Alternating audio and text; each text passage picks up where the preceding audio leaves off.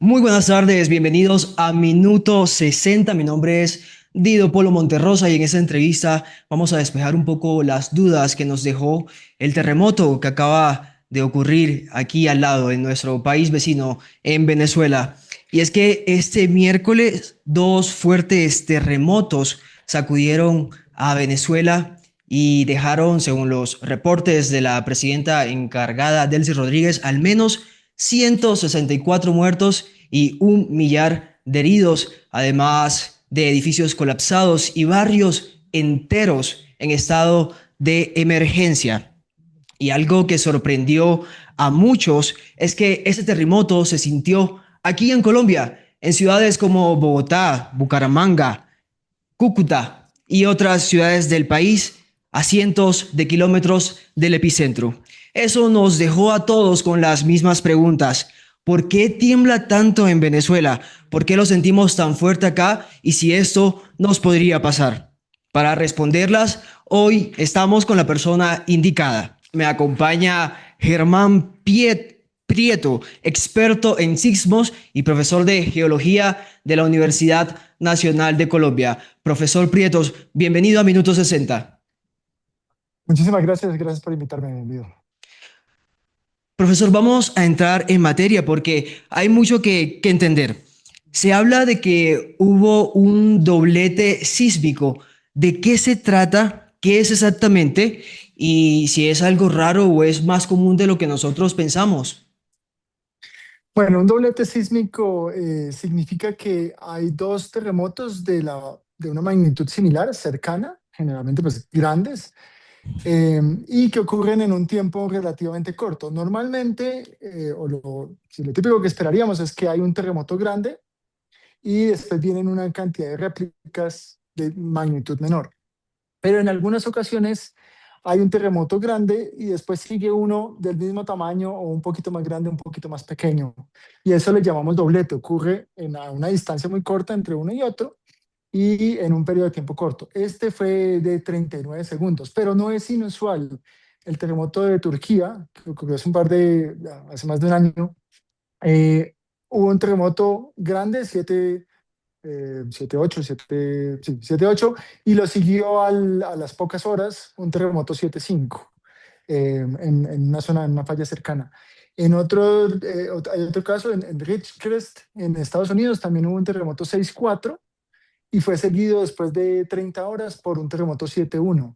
Entonces, aunque no es lo típico, no es inusual que este tipo de dobletes ocurran en grandes fallas. Profesor, ¿cada cuánto suele ocurrir que dos sismos de gran magnitud, como los que vimos ayer, 7.2 y 7.5, se den casi seguidos? ¿Es lo que esperaríamos de esas zonas en Venezuela? Eh, no solamente en Venezuela, pero en general, cuando ocurre un terremoto grande, lo que ocurre es que un lado de la falla, un lado de mi mano se mueve y el otro se mueve en el otro sentido. Y claro, en el lado superior de mis dedos, estoy empujando la falla en la parte más superior. Entonces es probable que ocurran otros terremotos en esta zona donde yo estoy empujando, porque ahí estoy eh, ayudando a que la acumulación de esfuerzos aumente.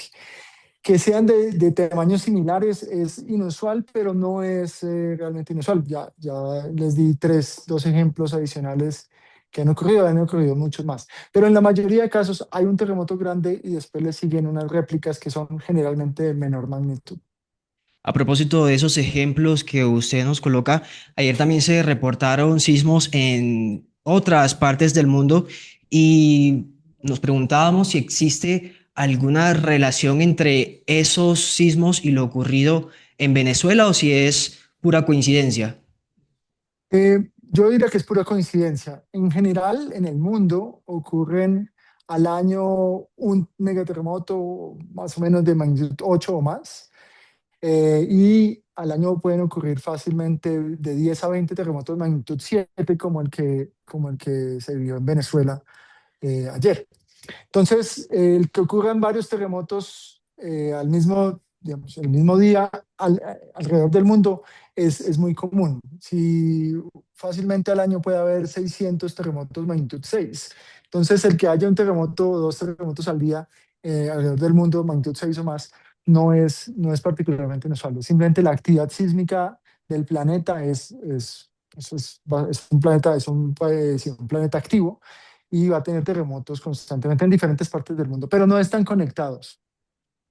Traigamos esa situación a Colombia. ¿Colombia podría vivir dos terremotos así seguido? Y en caso de que sí, ¿cuáles serían esas zonas o regiones del país que estarían más expuestas a vivir una situación parecida a esa? Bueno, es imposible para mí decir si va a haber dos terremotos así seguidos. Aunque no es inusual, tampoco es tan común. Pero sí, el país, Colombia es un país sísmicamente activo y tiene grandes fallas. Esa misma falla que generó el terremoto en Venezuela ayer, si la continuamos, nosotros la conocemos como una falla que pasa por el norte de la Sierra Nevada de Santa Marta. Una falla que se ve muy bonita en Google Maps. Esa falla podría también eventualmente tener un terremoto grande. En el Piedemonte Llanero pues hemos vivido varios terremotos de magnitud 6 y 5 en los últimos 10 o 20 años alrededor de Bogotá, pues cerca de Bogotá, en el Piedemonte Llanero. Y en la zona del Pacífico tenemos una gran zona de subducción que ha presentado en 1906, en 1979, grandes terremotos que han generado incluso tsunamis por la costa Pacífico Sur del Pacífico colombiano. ¿Podríamos decir entonces que el mapa sísmico de Colombia es similar al de Venezuela? ¿Compartimos el mismo riesgo? Yo creo que incluso Colombia es sísmicamente más activa eh, que Venezuela. Digamos, en promedio hay muchos más terremotos y nosotros tenemos una particularidad y es que tenemos una zona de subducción que es similar a la que hay en Chile, por ejemplo, que también hay grandes terremotos, o Perú, es la continuidad de la misma zona de subducción a lo largo de la costa pacífico de Sudamérica. Profesor, el sismo se sintió fuerte en Bogotá, casi 700 kilómetros del epicentro. ¿Por qué un terremoto tan lejano movió edificios en el centro de Colombia?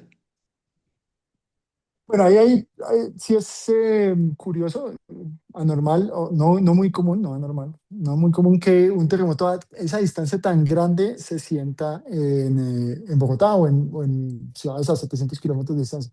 Sin embargo, la geología donde estamos parados nosotros acá en Bogotá es una cuenca sedimentaria que, si usted lo piensa, es como si estuviéramos en un plato y el material donde estamos parados, donde está parado el aeropuerto, es más bien blando, entonces se comporta como gelatina.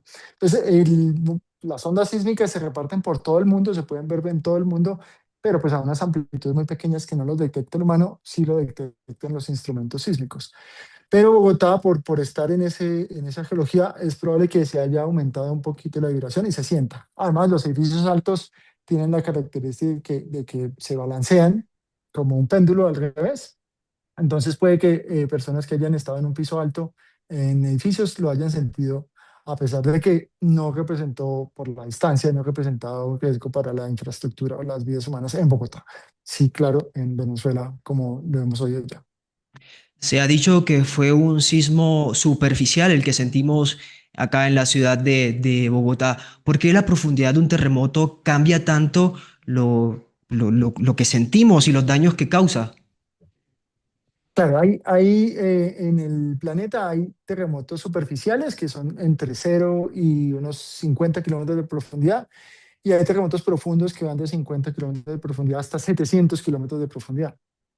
Eh, para efectos de cómo se siente y de los daños que puede causar, los terremotos superficiales son particularmente más, pues, representan un riesgo mayor para la infraestructura y para el ser humano, porque al estar más cerca, la misma falla que desplazó el terremoto, que generó el terremoto, pues está más cerca y las ondas sísmicas pues no se disipa la energía tan rápidamente.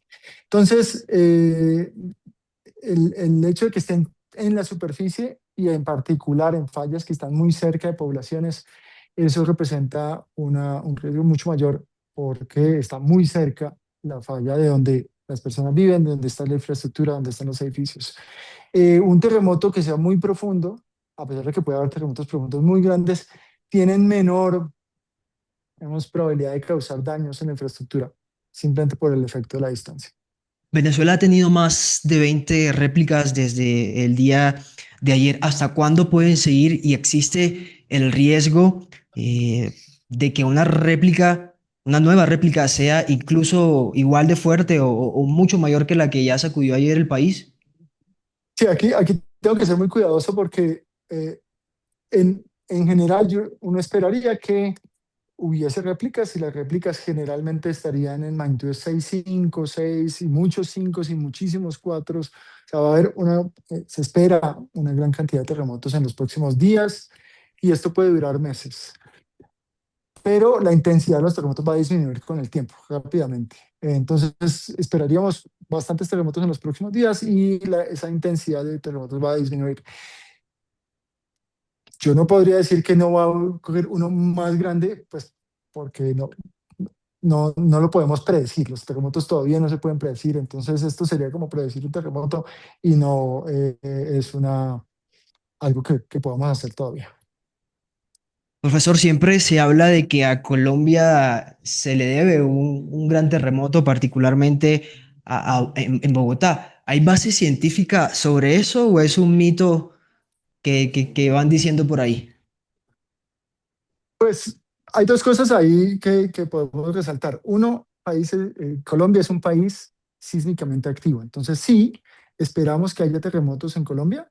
En Colombia, como les dije, en la zona del Piedemonte, en la zona del Valle del Magdalena, del Valle del Cauca, hay grandes fallas que pueden tener terremotos y en la zona Pacífico, hacia Tumaco, hay una zona donde se espera terremotos magnitud 8, o sea, megaterremotos que incluso pueden generar tsunamis. Em, en muchos de esos casos, digamos, Bogotá, por así decirlo, no, aunque sí tiene fallas cerca, un terremoto de esta magnitud no se esperaría en Bogotá. Realmente se llamaría el terremoto del Piedemonte o el terremoto de Armenia o el terremoto de Tumaco o algo por el estilo. Eso no quiere decir que el efecto no pueda sentirse en Bogotá y pueda generar daños en la infraestructura en Colombia o en diferentes ciudades del país. Pero el nombre del terremoto, por así decirlo, se le pone generalmente a la ciudad más cercana y Bogotá no tiene, aunque tiene fallas, no tiene esas grandes fallas activas o las que esperamos que tengan terremotos particularmente grandes. Entonces, sí, Colombia debe estar preparada a sismos que puedan afectar la infraestructura y Bogotá en particular, Bogotá, Cali, Medellín, son ciudades que están en una zona de riesgo intermedio a alto, entonces debemos estar preparados.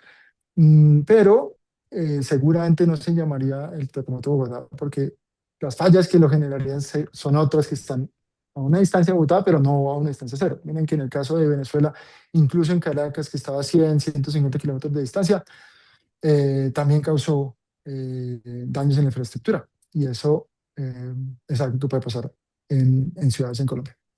Profesor, y eso me lleva a mi última pregunta, porque más allá de la geología, ¿qué debería hacer una familia, por ejemplo, aquí en Bogotá o más cerca a Venezuela, en Cúcuta, para prepararse? ¿Qué es lo primero que falla cuando tiembla y qué tienen que tener en cuenta las familias cuando eso ocurra? Bueno, lo primero es que hay que estar preparados y tener una, una rutina de lo que esperaríamos hacer si un terremoto ocurre en la familia. Es decir, no todos no sabemos a qué hora va a ser, no sabemos dónde vamos a estar. Entonces, tener una, eh, sí, haber discutido qué vamos a hacer. La comunicación se cae muchas veces después de grandes terremotos o de desastres naturales grandes. Entonces, saber, bueno, si estamos acá, vamos a ir a tal lugar, allá nos vamos a encontrar. Lo otro es tener un equipo de terremotos, pues para la eventualidad. Es un equipo que tiene, no sé, linterna, radio, algo de comida no perecedera para poder actuar, sí, o usarla, si uno de estos eventos, estos desastres naturales ocurren en algún momento. Y siénteselo, muchas veces no lo tenemos listo o no lo hemos discutido en la familia.